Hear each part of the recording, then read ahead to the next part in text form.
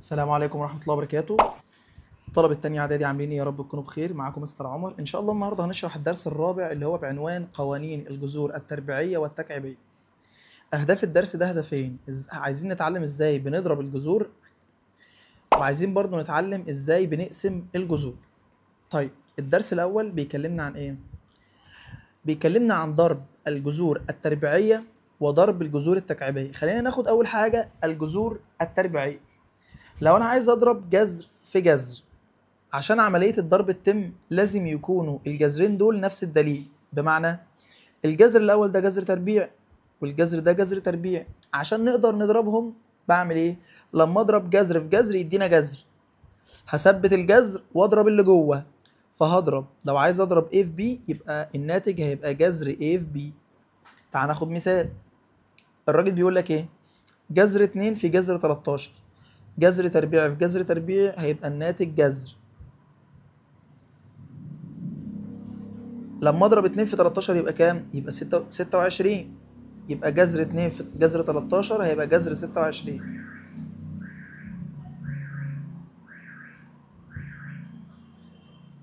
طب عايز اضرب جذر 2 في جذر 8، اما اضرب جذر في جذر يبقى هثبت الجذر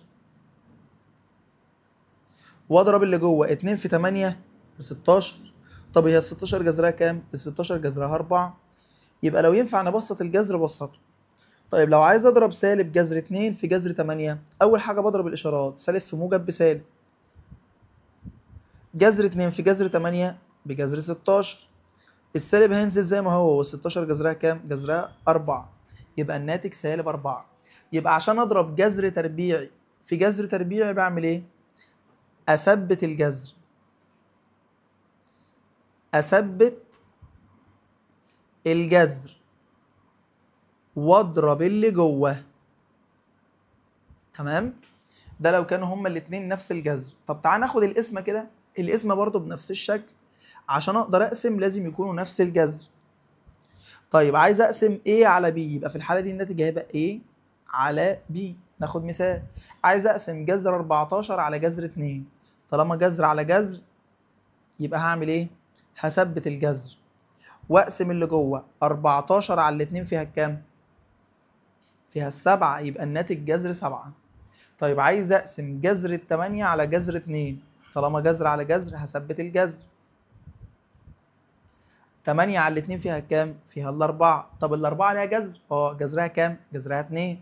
يبقى جذر 8 على جذر 2 يدينا 2. طيب عايز أقسم سالب جذر 20 على جذر 2، أول حاجة هقسمها هقسم الإشارات. سالب على موجب فيها السالب، جذر 20 على جذر 2 يبقى جذر 10. طب والعشرة ملهاش جذر، يبقى الناتج سالب جذر 10. يبقى لو حضرتك عايز تقسم جذر على جذر، أثبت الجذر واقسم اللي جوه. تمام؟ ولو ينفع الجذر يتبسط نبسطه، زي جذر 4 طلع جذرها كام؟ 2. طيب تعال بقى نخش على الجذر التكعيبي بنفس الشكل. لو عايز اضرب جذر تكعيبي في جذر تكعيبي، اثبت الجذر التكعيبي واضرب اللي جوه. A في B هيبقى الناتج AB. يبقى الجذر التكعيبي ل A في B. طيب عايز اضرب الجذر التكعيبي لل20 في الجذر التكعيبي لل2، اهو هثبت الجذر. طيب الجذر التكعيبي، عايز اضرب جذر تكعيبي في جذر تكعيبي، اثبت الجذر واضرب اللي جوه. هضرب 20 في 2، 20 في 2 بكام؟ ب 40.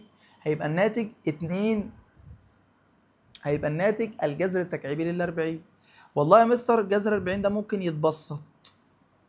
ال 40 دي ممكن نقسمها كام في كام؟ 5 في 8. طيب هي ال 8 دي مش ممكن تخرج بره الجذر؟ ممكن.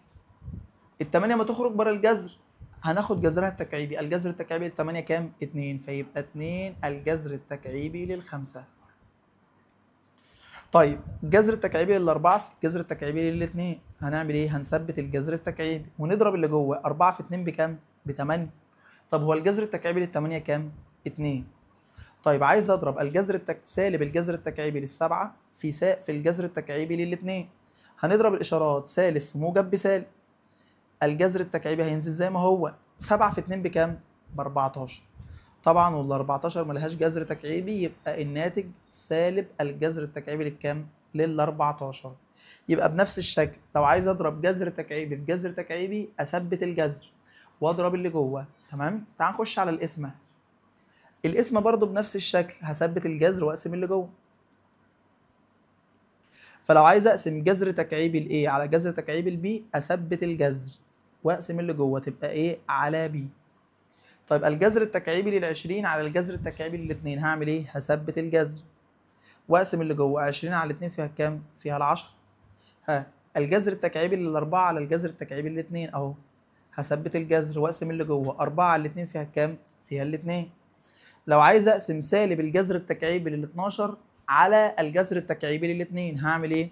هنقسم الاشارات الاول. سالب على موجب فيها السالب. هثبت الجذر واقسم اللي جوه. 12 على 2 فيها ال6 فيطلع الناتج سالب الجذر التكعيبي لل6. يبقى لو عايز تقسم جذر على جذر اثبت الجذر واقسم اللي جوه. تمام. ده بالنسبه للضرب والقسمه. في حاجه تانية اللي هي تبسيط الجذر. ازاي بيتم تبسيط الجذر؟ عندك مثلا عدد زي جذر 32. ازاي نبسطه؟ اول حاجه عشان نبسط جذر 32 بنقسم ال 32 ده حاجه في حاجه. بمعنى ادي جذر ال 32 دي ممكن نقسمها حاجه في حاجه ولازم يكون الحاجه اللي انا بقسمها دي لها جذر تربيعي. بمعنى ال 32 دي ممكن تتقسم كام في كام؟ والله احنا ممكن نقسمها 2 في 16. طب اشمعنى قسمناها 2 في 16؟ لان ال 16 ليها جذر تربيعي. ايه اللي بيحصل؟ ال 16 بتخرج بره الجذر، بس لما تيجي تخرج بره الجذر يا شيخ بناخد ايه؟ بناخد الجذر بتاعها. بمعنى هتبقى كام بقى؟ ال 16 جذرها 4 واللي اتبقى جوه جذر 2. يبقى جذر 32 هي 4 جذر 2 بالظبط. طب ادينا مثال كمان يا مستر. عايزين ناخد جذر التكعيبي لل 24. عايزين ناخد الجذر التكعيبي لل 24 اهو. والله يا مستر ال 24 دي احنا هنقسمها. طب هنقسمها كام في كام؟ ممكن نقسمها 3 في 8. اشمعنى 3 في 8؟ لان ال8 ليها جذر تكعيبي. لما تيجي ال8 تخرج بره ناخد جذرها. طب الجذر التكعيبي ل8 كام؟ 2. يبقى في الحاله دي الجذر التكعيبي هيبقى الناتج 2 الجذر التكعيبي لل3. يبقى الناتج النهائي 2 الجذر التكعيبي للكام؟ لل3. تعال ناخد مثال كمان. مثال 3 بيقول لك 2 جذر 5 على 2. لو جيت تلاحظ الجذر اللي قدامك ده جواه كسر. لما يبقى عندك جذر جواه كسر بنعمل ايه في الرقم اللي بره ده؟ بندخله جوه الجذر. بس لما بنيجي ندخل العدد جوه الجذر بنعمل ايه؟ بنربعه. لو احنا بندخل العدد جوه الجذر التربيعي بنربعه، ولو احنا بندخل العدد جوه الجذر التكعيبي بنكعبه. يعني ايه بنربعه؟ يعني بنضربه في نفسه مرتين. فيبقى 5 على 2 ده ينزل زي ما هو. في 2 لما تخش جوه هتتربع. 2 تربيع بكام؟ ب4. هنختصر بقى على 2 فيها الواحد على 2 فيها ال2. يبقى 5 في 2 بكام؟ ب10. يبقى الناتج بتاعي جذر 10. طيب المثال الرابع بيقول ايه؟ بيقول لك 3 الجذر التكعيبي سالب 2 على 3. ايه ده؟ ده في كسر. عشان ادخل العدد جوه الجذر ابص على الدليل. ده جذر تكعيبي. ازاي هدخل العدد جوه الجذر التكعيبي؟ اكعبه. فيبقى سالب 2 على 3 هيتضرب فيه 3 تكعيب بكام؟ يبقى 3 في 3 في 3 يبقى 27. كل ده تحت الجذر. طيب هنختصر. ممكن نختصر هنا عز على 3 وهنا على 3. 3 على 3 فيها الواحد. 27 على 3 فيها كام؟ فيها 9. فيبقى الجذر التكعيبي ليه سالب 2 في 9 يدينا سالب 18. يدينا سالب ايه؟ 18. يبقى الناتج بتاعي سالب الجذر التكعيبي لل 18. طب هي ال 18 دي ممكن تتقسم حاجه في حاجه؟ ممكن تتقسم 2 في 9 بس ال9 ملهاش جذر تكعيبي. خلاص يبقى الناتج بتاعي سالب الجذر التكعيبي لل 18. طيب هحتاج ده في ايه بقى؟ في النوع ده من المسائل بيقول لك اختصر كل مما ياتي في ابسط صوره.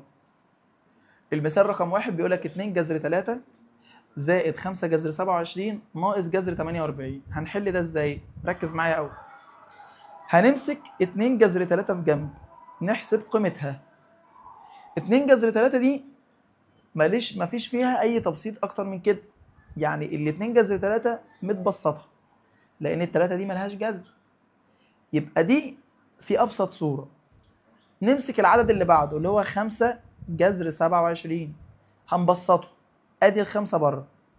ال 27 دي هتتقسم كام في كام؟ ممكن تتقسم 3 في 9. التسعة لها جذر،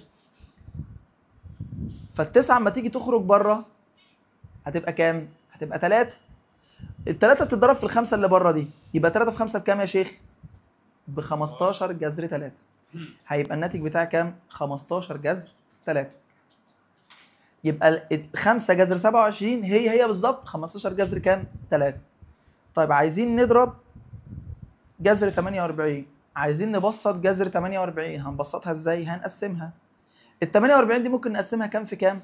هنقسمها 16 في 3. مين في دول له جذر؟ ال 16. هنقسمها 16 في 3. طب مين في دول له جذر؟ ال 16. ال 16 هتخرج بره تبقى كام؟ والله ال 16 جذرها 4، يبقى 4 جذر 3. يبقى في الحالة دي قدرنا نبسط الجذر ده ونبسط الجذر ده. طبعا 2 جذر 3 ملهاش أي تبسيط، تنزل زي ما هي. و5 جذر 27 جبناها احنا ب 15 جذر 3 ناقص 48 جذرها كام؟ 4 جذر 3. هنعمل ايه؟ والله دول نفس الجذر، هعمل ايه؟ اثبت الجذر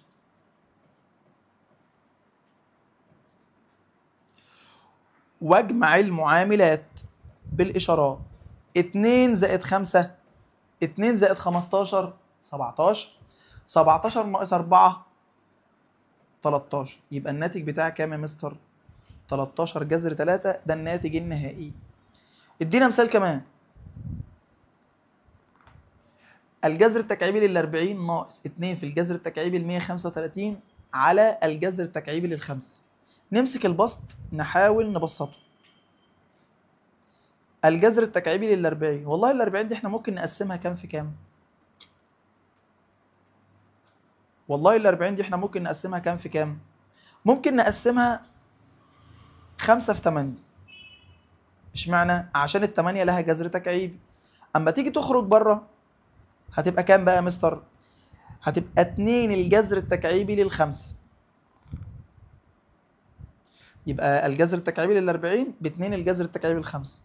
ونمسك 2 الجذر التكعيبي ل 135 نقسمها. طب يا ترى دي هنقسمها كام؟ ادي 2 بره. ال 135 ممكن والله ال 135 دي ممكن نقسمها كام؟ ممكن نقسمها 5 في 27. طب بنعمل ايه عشان نعرف؟ بتقعد تمسك العدد بتاعك ده تقسمه كذا مره على الآلة. نجرب على الاثنين، بعد كده نجرب على الثلاثة، نجرب على الأربعة لحد ما يطلع معانا عدد له جذر. ال 27 هتخرج بره تبقى كام؟ والله ال 27 هتخرج بره تبقى 3 لأن احنا بناخد جذرها التكعيبي. 3 في 2 بره يبقى 6، يبقى 6 الجذر التكعيبي للخمس. يبقى إذا ده بسطناه والعدد ده كمان بسطناه، طلع كام؟ 6 الجذر التكعيبي للخمسة. الخطوة الجاية نروح نعوض. طيب هي جذر 40 احنا طلعناه بكام؟ طلعناه ب 2 الجذر التكعيبي للخمس ناقص 2 جذر 5 جذر 135 طلعناه بكام؟ طلعناه ب 6 جذر تكعيبي للخمس على الجذر التكعيبي للخمسة.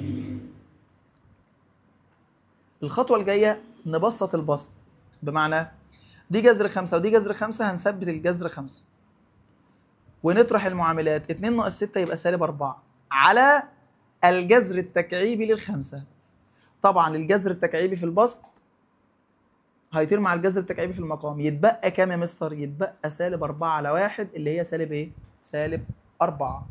يبقى الناتج النهائي للمسألة كام؟ سالب 4. بعد ما تحل المسألة دي ممكن تتأكد بالآلة الحاسبة. نكتب الرقم ده كله كده بالآلة هيطلع معانا في الآخر 4. طيب عايزين ندخل بعد كده على الهندسة. الراجل بيديني مسألة بيقول لك إيه؟ A B C مثلث محيطه الرقم ده. اوجد طول بي سي. مبدئيا كده المثلث اللي عندي A B C، الراجل مديني طول AC بجذر 160، ومدينا AB بجذر 250، والراجل مدينا المحيط 1440. هنعمل ايه هنا؟ هنفرض مثلا ان ده باكس. المحيط بتاع المثلث بيساوي ايه؟ مجموع اطوال اضلاعه. فاحنا هنيجي نجمع، هنروح نقول له اكس زائد جذر 250 زائد جذر 160 بيساوي المحيط اللي هو جذر 1440. حلو الكلام؟ احنا نعمل ايه؟ عايزين نجيب الاكس، ممكن نودي دول بعكس الاشاره، فيبقى الاكس اللي هو طول الضلع اللي انا عايز احسبه هيبقى كام؟ هيبقى جذر 1440 ناقص جذر 250 ناقص جذر 160. هنبسط كل عدد بالآلة الحاسبة. هاجي بالآلة اكتب جذر 1440. اما نيجي نحسب جذر 1440 بالآلة الحاسبة هيطلع معايا 12 جذر 10 ناقص، هنحسب جذر 250 بالآلة يطلع معايا 5 جذر 10، ونروح نحسب جذر 160 بالآلة يطلع معانا 4 جذر 10. طيب هنا هنعمل ايه؟ هنثبت الجذر ونجمع المعاملات بإشارته. 12 ناقص 5 ناقص 4، 12 ناقص 5 7، 7 ناقص 4 3، يبقى الاكس هيساوي كام؟ هيساوي 3 جذر 10. يبقى في الحالة دي الاكس هتساوي كام؟ 3 جذر 10. يبقى اذا بي سي ب 3 جذر 10. بيقول لك السؤال اللي بعد كده بيقول لك ايه؟ اذا كان الاكس بتساوي جذر 5 زائد جذر 2 والواي ب 3 على اكس، بيقول لك يوجد في ابسط صوره اكس ناقص واي وواي على اكس. اول حاجه عشان نقدر نشتغل لازم نطلع الواي، فاحنا في جنب كده هنروح نحسب الواي. والله يا مستر الراجل اللي قال الواي بيساوي كام؟ 3 على اكس. طب هي الاكس بكام اصلا؟ والله الاكس بجذر 5 زائد جذر 2، واحنا من الحصه اللي فاتت اتفقنا انه ما ينفعش يبقى فيه جذر في المقام. هنعمل ايه؟ هنضرب في المرافق بسطا ومقاما. طيب هو المرافق بتاع جذر 5 زائد جذر 2 ده اللي هو كام؟ هيبقى جذر 5 ناقص جذر 2، وبرده تحت جذر 5 ناقص جذر 2. طيب يبقى الواي هيساوي جذر كسرة. لما اجي اضرب 3 في اي حاجه نكتب العددين دول جنب بعض. اما اجي اضرب ده في ده بنكتبهم جنب بعض بالشكل ده، يبقى 3 في جذر 5 ناقص جذر 2. طب ازاي بنضرب المقامات؟ هضرب المقام في المقام. لو جيت تبص المقام الاول والمقام الثاني دول عددان مترافقان. طب العددان المترافقان بيتضربوا ازاي؟ الاول في الاول ناقص الثاني في الثاني. جذر 5 في جذر 5 ب5 ناقص جذر 2 في جذر 2 ب2. يبقى في الحاله دي الواي هتساوي 3 في جذر 5 ناقص جذر 3 ناقص جذر 2 ناقص جذر 2 على 5 ناقص 2 ب3. الثلاثة اللي في البسط هتطير مع الثلاثة اللي فين؟ في المقام. يبقى أنا قدرت أوصل إن الواي في أبسط صورة هتساوي جذر 5 ناقص جذر 2. ده بالنسبة للواي. طيب المطلوب الأول بقى بيقول لك إيه؟ الراجل بيقول لك عايزين إكس ناقص الواي. الإكس جذر 5 زائد جذر 2، والواي خد بالك بقى ناقص الواي بكام؟ جذر 5 ناقص جذر 2. عايزك تاخد بالك من حاجة مهمة قوي. ايه هي؟ لما يبقى في عندك ناقص دايما بعد الناقص افتح قوس. ليه بقى؟ لان السالب بيتوزع على القوس بيغير اشاراته كلها، فالناقص هيتوزع هنا ويتوزع هنا. فيبقى المساله بتاعتي جذر 5 زائد جذر 2 ناقص جذر 5 وسالب في سالب بموجب جذر 2. لو جيت خدت بالك موجب جذر 5 هيطير مع سالب جذر 5، يبقى جذر 2 زائد جذر 2. هنعمل ايه؟ هنثبت الجذر ونجمع المعاملات، واحد واحد يبقى كام؟ يبقى 2. يبقى الناتج بتاعي 2 جذر 2. ده ناتج المسألة الأولى. طب المسألة التانية، والله المسألة التانية الراجل عايز منك واي على اكس. طب هي الواي بكام؟ والله الواي يا مستر بجذر 5 ناقص جذر 2. والاكس بكام؟ جذر 5 زائد جذر 2. اتفقنا ما ينفعش يبقى فيه جذر في المقام. هنعمل ايه؟ هنضرب في المرافق بسطا ومقاما. طب هو المرافق بتاعي ده هيبقى كام؟ هيبقى جذر 5 ناقص جذر 2، وتحت جذر 5 ناقص جذر 2. تعال يلا نبسط. هنعمل ايه؟ هنضرب جذر 5 في جذر 5، وجذر 5 في سالب جذر 2. هنضرب سالب جذر 2 في 5 وسالب جذر 2 في جذر 2. تعال في البداية نبسط المقام لأنه سهل. جذر 5 في جذر 5 ب5 ناقص جذر 2 في جذر 2 ب2. يبقى في الحالة دي هضرب جذر 5 في جذر 5 ب5، وجذر 5 في جذر 2 يبقى ناقص جذر 10، لأن احنا بنضرب اللي جوه. سالب جذر 2 في موجب جذر 5 يدينا سالب جذر 10، بنضرب اللي جوه. سالب في سالب بموجب، جذر 2 في جذر 2 ب2.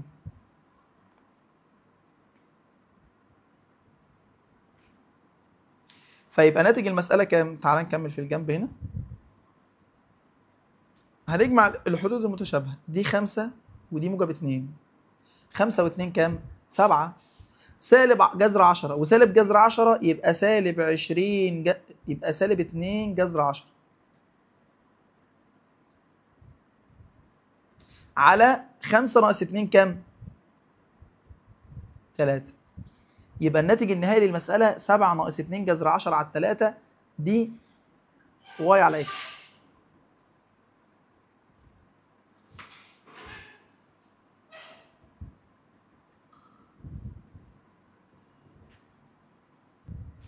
المسألة اللي بعد كده بيقول لك ايه؟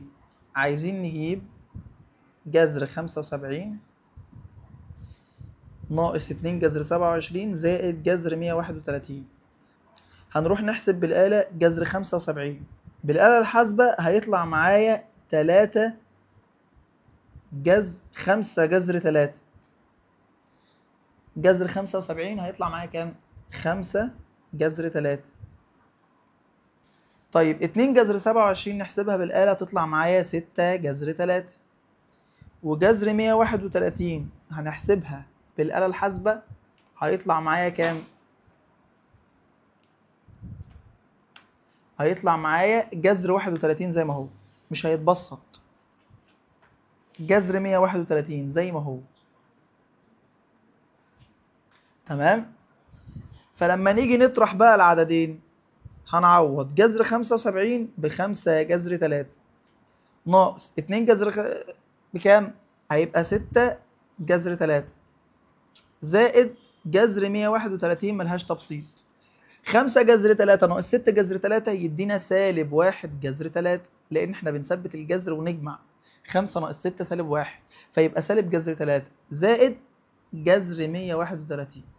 ده أبسط صورة للعدد. السؤال اللي بعد كده بيقول لك ايه؟ 2 في جذر 50 ناقص 3 في جذر 2 زائد 4 في جذر 8. هنمسك كل عدد نبسطه بالآلة. هيبقى 2 جذر 50 بالآلة يطلع معايا 10 جذر 2. تمام؟ طيب و3 جذر 2 ملهاش تبسيط، تنزل زي ما هي. و4 جذر 8 لا دي لها تبسيط بقى. هنجربها بالآلة هتطلع معانا كام؟ هتطلع معانا جذر 2. هنروح بقى نعوض. هنروح نشيل 2 جذر 50 ونحط مكانها 10 جذر 2. ناقص 3 جذر 2 هتنزل زي ما هي، زائد 4 جذر تمن هتطلع جذر 2. هنعمل ايه؟ هنثبت الجذر ونجمع المعاملات. لو جينا نبص 10 ناقص 3 7، 7 و1 يبقى 8، يبقى ناتج المسألة 8 جذر 2. آخر مسألة في الجزئية دي، لو أنا عندي قوس مرفوع لأس 2 بيتفك إزاي؟ بيتفك إن أنا بقول ربع أول ربع تاني 2 في الأول في التاني، ربع أول ربع تاني 2 في الأول في التاني. لما ربع العدد الأول هيبقى 4 جذر 7 الكل أس 2. لما ربع الأخير يبقى 3 أس 2، ودايما الحد الأخير إشارته موجب. لو اللي في النص سالب دي تنزل سالب، و2 في الأول في التاني، يعني هضرب 2 في 3 في 4 جذر 7، 2 في 3 ب6، 6 في 4 ب 24 جذر 7. تمام؟ 4 جذر 7 اما نربعها بنوزع التربيع هنا وهنا، 4 أس 2 في جذر 7 أس 2 ناقص 24 جذر 7 تنزل زي ما هي، زائد 3 أس 2 ب9، 4 أس 2 ب16 في طبعا جذر 7 أس 2 الجذر هيطير مع التربيع يبقى 7 ناقص 24 جذر 7 زائد 9. هنضرب 16 في 7، لما نيجي نضرب 16 في 7 تطلع كام؟ ال 16 في 7 بتطلع 112، يبقى هنا 112 ناقص 24 جذر 7 زائد 9. هنجمع 112 و9، 112 زائد 9 تبقى 121 ناقص 24 جذر 7. يبقى الناتج النهائي للمسألة 121 ناقص 24 جذر 7. السؤال رقم 5 بيقول في الشكل المقابل A B C D شبه منحرف متساوي الساقين، محيطه بجذر 1183، عايز مني الطول ده اللي هو AD. طيب في خاصية من خواص شبه المنحرف المتساوي الساقين اللي هي بتقول ايه؟ ان الساقين بتوعه بيساووا بعض، يعني قد بعض، يعني الضلع AB يساوي الضلع CD. طيب هو الضلع ده بكام؟ بجذر 63، يبقى التاني زيه بالظبط بجذر 63. عايزين نحسب الاي دي، هنعمل ايه؟ والله ممكن نفرض ان هو اكس، اي رمز. هو الراجل مديني محيط الشكل، يبقى لو انا عايز اجيب ضلع من اضلاعه اللي هو اكس يبقى هيساوي المحيط ناقص مجموع الاضلاع الثلاثه. يبقى اروح اقول للمحيط اللي هو كام؟ 1183 ناقص الضلع الاول بجذر 63، والضلع اللي بعده بجذر 63، والضلع الاخير بجذر 175. هنروح نحسب بالآلة جذر 1183،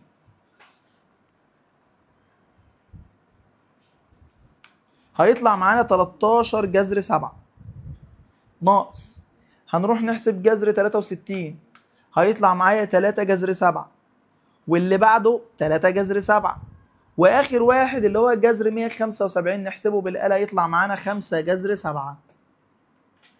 طيب جذر 7 جذر 7 جذر 7 هعمل ايه؟ هثبت الجذر واجمع المعاملات. 13 ناقص 3 10، 10 ناقص 3 7، 7 ناقص 5 2، يبقى الناتج كام؟ 2 جذر 7. يبقى اذا الدي اي بيساوي 2 جذر 7، يبقى في الحالة دي هيساوي 2 جذر 7.